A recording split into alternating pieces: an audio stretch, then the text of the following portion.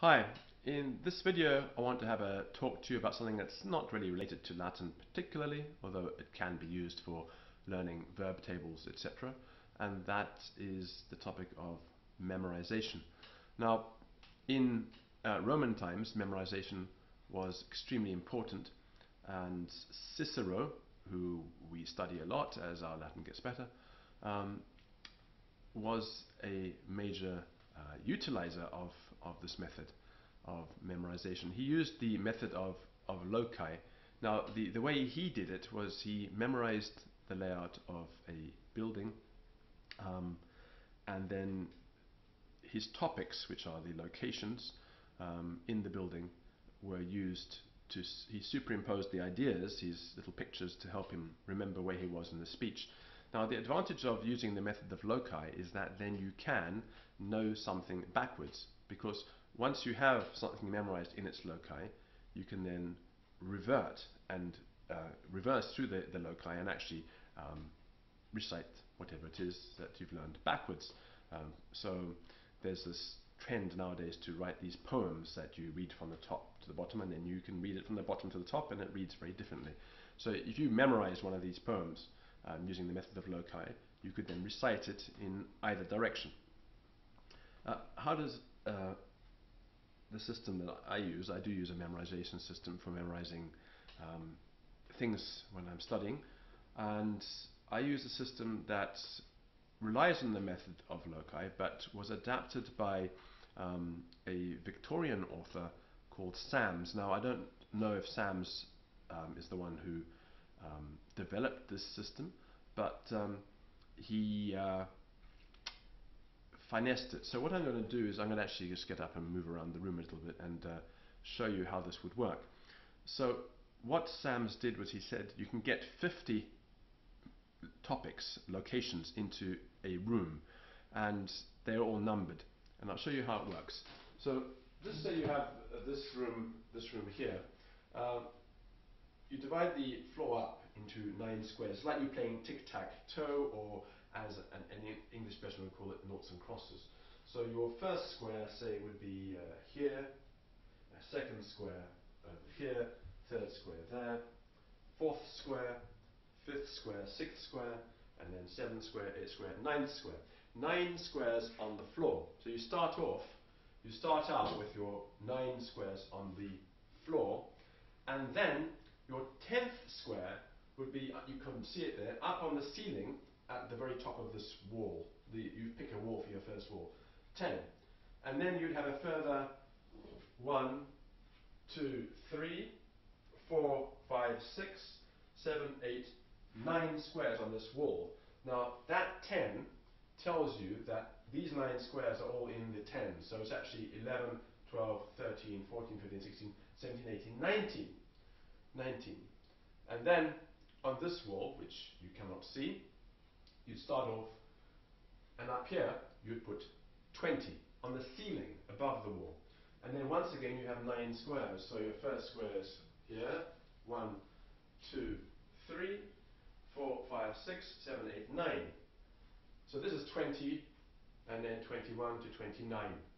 Now, the advantage of this, for example, if you have to remember your periodic table, and you have to remember atom number 1, hydrogen, atom number 2, helium, atom number 3, lithium, and so on, then what you do is you make a table like this in your room, whichever room you're using, and you stick your atoms in each square. Then you won't have to remember the atomic number of the atom, because it will be in that square, and that is its atomic number. So it's very good for memorizing the periodic table.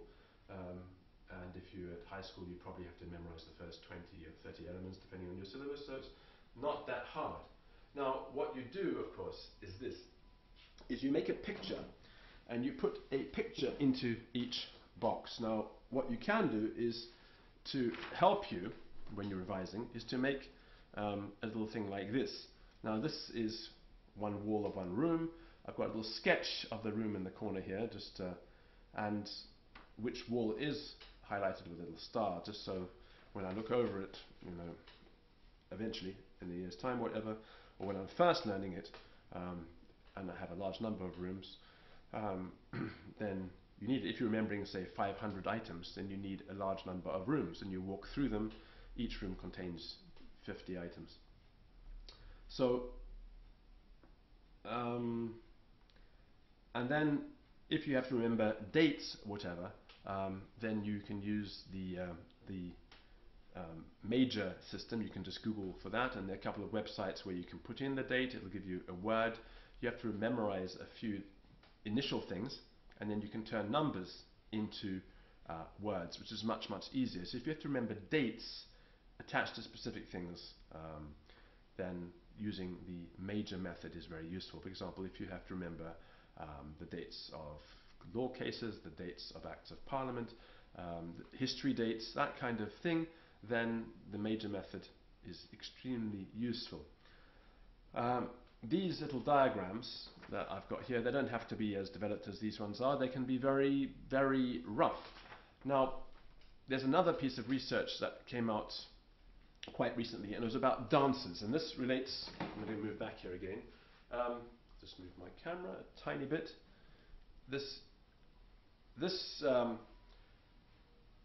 bit of research about dances fits in very well with a memorization system. So dancers dance by, ballet dancers, they practice. But there's also another system they have that some use when they're tired, which is they sit down with the music in front of them and they listen to it, and then it says pirouette, so they sort of, instead of doing a pirouette, they just twiddle their finger, and then they have these different hand movements for the different moves. And the research was trying to find out whether ballet dancers that train, revise in this way, using these little hand movements, pas de deux, whatever it is, the different hand movements they do for the various moves. So they can go through the entire ballet and then memorize the sequence using these hand movements, and also practice it in real life on the dance floor. And the bit of research, it came out about 2 weeks ago, was quite conclusive that those ballet dancers who used this system were much better when they actually got onto the dance floor and had a much easier time of it remembering. So you can memorize by putting your things on the wall, right, and then reciting it from the wall. But also one way of helping to remember is to do little sketches. Now the sketches can be extremely schematic. For example, when a ballet dancer does this, well, that doesn't have much reference to an actual pirouette. It's just a little symbol for a pirouette. Just like when you are revising the material in your squares, you can just, instead of drawing an entire thing or a cartoon, you just make a little sketch that sort of helps your brain remember that that's the drawing that you were drawing. And you just go through very, very rapidly, draw the things out, and then once you've done the rough drawings, then you can actually write out longhand, which is also very useful. When you write out longhand, you are activating parts of your brain that help you memorize, and recite out loud as well. And these are various ways of activating your memory. The drawings don't have to relate to the actual thing itself at all. For example, if you have to remember someone's name, just say for argument's sake, Kynaston, that's a name. So you think, well, Kynaston, I'm not going to remember Kynaston, but it sounds a bit like key, and it sounds a bit like nose. So you could draw a sketch of someone with a key for their nose, or something like that. The sketch doesn't have to be realistic, it can be extremely rough. And for example, someone whose name is Jamais, you could just draw a little bottle of jam. Or it could be even more removed than that. So if you had to remember the name Hirst, now there's an artist whose name was Damien Hirst, and he was famous for putting a shark in a great big box of formaldehyde. So you're not going to remember Damien Hirst, but maybe if you draw a shark in a box, then you remember Damien Hirst. So there are various ways of going about this kind of thing. Sometimes it can be straightforward. Fisher, you draw a fisherman, and sometimes you have to use a bit of creativity. You can also use this for memorizing foreign vocabulary by thinking about what the foreign word sounds like in English, making a picture of the thing that sounds like, and then put that in the square with the definition. And the other thing that you can use this method for is to memorize the declensions, if you are using it for language study.